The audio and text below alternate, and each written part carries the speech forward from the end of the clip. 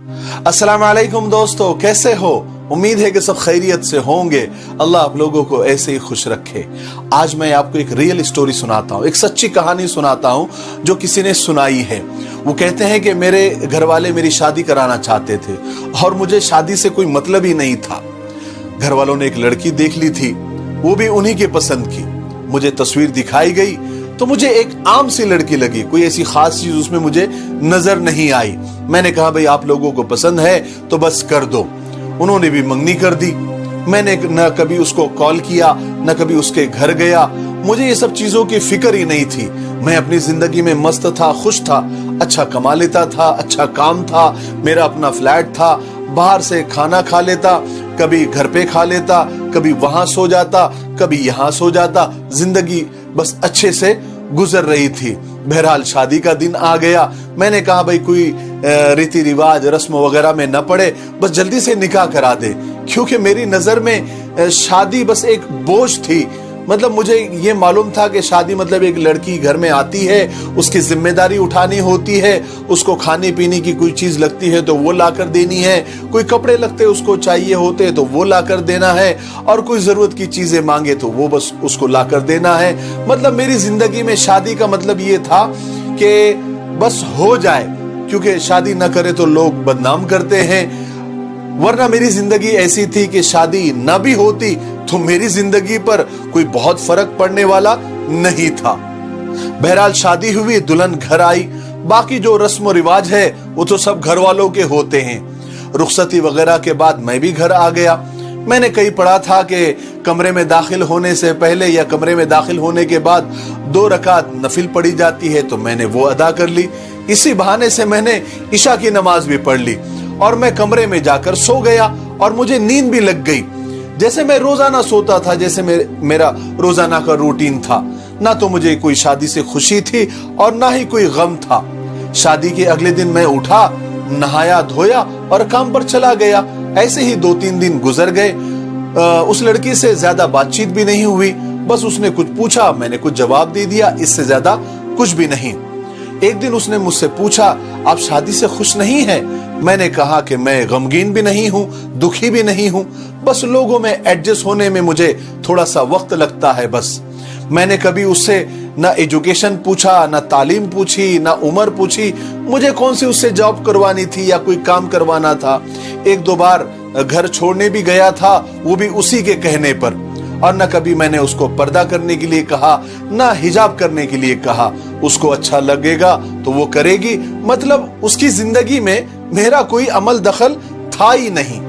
वो लड़की भी सोचने पर मजबूर हो गई थी कि ये बंदा आखिर है क्या चीज, ये कौन सी मखलूक है। बहरहाल एक दिन मैं सोया हुआ था, उसने मेरा पैर का अंगूठा बड़े प्यार से पकड़कर हिलाया और मुझसे कहा कि ए जी उठ जाइए, फजर का वक्त हो गया है, नमाज पढ़ लीजिए। खैर मैंने उससे कुछ नहीं कहा। वैसे कोई दूसरा होता, कोई मुलाजिम, कोई नौकर होता तो उसकी तो खैर नहीं थी। मैंने सोचा कि चलो अब नींद खुली गई है तो नमाज पढ़ लूं। मैंने 2 रकात फजर की नमाज पढ़ी और फिर बिस्तर पर वो मेरे पास ही बैठ गई, मेरे सराहने बैठ गई और कुरान पढ़ने लग गई और मैं मस्त होकर सोया हुआ था।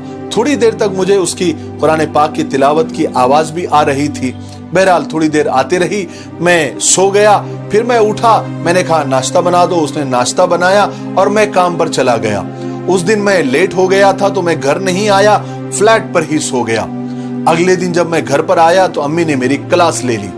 कहा कि तू घर क्यों नहीं आया, अब तेरी शादी हो गई है, तू जितना मर्जी लेट हो जाए तुझे घर आना ही होगा। अब तेरी पहले की जिंदगी और अभी की जिंदगी में फर्क है। और जब अम्मी मुझे डांट रही थी तो वो पास खड़े होकर वो लड़की सुन रही थी। मैंने कहा अम्मी जान अच्छा, आइंदा से ख्याल रखूंगा। और फिर जाकर मैं कमरे में सो गया। थोड़ी देर के बाद वो कमरे में आई तो मैंने उससे पूछा, तुमने अम्मी से कहा था? उसने कहा कि नहीं, मैंने नहीं कहा था। अगले दिन फिर उसने मुझे फजर की नमाज को उठा दिया और खुद जाए नमाज पर नमाज पढ़ने के लिए खड़ी हो गई, नमाज की नीयत बांध ली। अब बंदा उससे क्या कहे, तुम नमाज क्यों पढ़ रही हो, ऐसा तो नहीं कह सकता ना। खैर मैंने भी शर्मा शर्मी में वजू करके 2 रकात नमाज अदा ही कर ली। अब हमारा ये मामूल बनने लगा था। उसके बाद उसने मुझसे प्यार से कहा कि अजी सुनते हो? मैंने कहा जी कहिए। उसने कहा कि आपको पता है बीवी के भी कुछ हुकूक होते हैं। मैंने कहा बेहतर है, मैं समझ गया। उसके बाद वो कुरान पढ़ने लग गई, मैं अपने मोबाइल में लग गया। अगली रात को वो मुझसे कुछ शरारतें करने लग गई। बहरहाल जैसे तैसे मैंने उसके हुकूक अदा किए। हुकूक क्या अदा किए? उसने मुझसे हुकूक ले लिए। अब वो आहिस्ता आहिस्ता मेरी जिंदगी में दाखिल होने लग गई थी, इन्वॉल्व होने लग गई थी। खैर मुझे भी मजा आने लग गया था, क्योंकि हर चीज तैयार मिलने लग गई थी। कपड़े प्रेस होने लग गए थे, जूते अपनी जगह पर मिलने लग गए थे। यानी कोई भी चीज कहीं भी फेंक दो, कहीं भी उतार दो, थोड़ी देर के बाद वो अपनी जगह पर तरतीब पर नजर आने लग गई थी। और मैं अभी नमाज भी पढ़ने लग गया था। मतलब जिंदगी अब बेहतर होने लग गई थी और हम भी एक दूसरे में घुलने मिलने लग गए थे।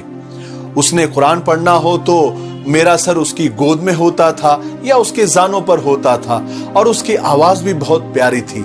अक्सर मैं सो भी जाता था और जब तक वो मैं खुद ना उठता वो भी मुझे जगाती नहीं थी, कुरान पढ़ती रहती थी। अब जब भी मैं काम पर लेट होने लगता तो मुझे घर की याद आने लग गई थी, क्योंकि उसके गोद में सर रखकर सोने का मजा ही अलग था। एक दिन घर से काम पर जाते वक्त किसी बहाने से मैंने उसे आवाज दी और बड़े प्यार से उसका माथा चूम लिया। शाम को जब घर आया तो घर का रंग रूप ही बदला हुआ था। मैंने इतनी खुशबंदी और इतनी खुश औरत कभी नहीं देखी थी। मैंने सोचा ये काम तो बड़ा ही सस्ता है। अब तो मैं रोज उसका माथा चूम कर जाता और जब भी आता तो किसी ना किसी बहाने से उसे कमरे में लेकर जाता ताकि उसका माथा चूम सकूं। नरम लहजा, कमाल की गुफ्तगू, कमाल की मोहब्बत, पसंद के खाने, सुकून की नींद, मानो जिंदगी मुकम्मल हो गई थी। मैं सोचने लगा कि जिंदगी में लोग कैसे दाखिल हो जाते हैं और आप पर हुक्मरानी करने लगते हैं। क्या जुर्रत है आपकी कि जो आप इनकार कर सके या उनकी सल्तनत से बाहर निकल सके। कई बार तो कलेजा निकाल कर देने को दिल किया उस लड़की को। खामोश मोहब्बत भी बहुत प्यारी होती है। मोहब्बत अल्फाज की नहीं, एहसास की होती है। मोहब्बत का ताल्लुक इज्जत से है, केयरिंग से है, ख्याल रखने से है। किसी से दिल लग जाने को मोहब्बत नहीं कहते। किसी के बिना दिल न लगे उसे मोहब्बत कहते हैं। किसी को फूल देना मोहब्बत नहीं है, किसी को फूल की तरह रखना मोहब्बत होती है। मुझे उम्मीद है कि इस सच्ची कहानी से हमें बहुत कुछ सीखने को मिला होगा। मेरे लिए, पूरी इंसानियत के लिए और पूरी उम्मत के लिए खैर की दुआ करते रहे। अस्सलामु अलैकुम व रहमतुल्लाहि व बरकातुहू।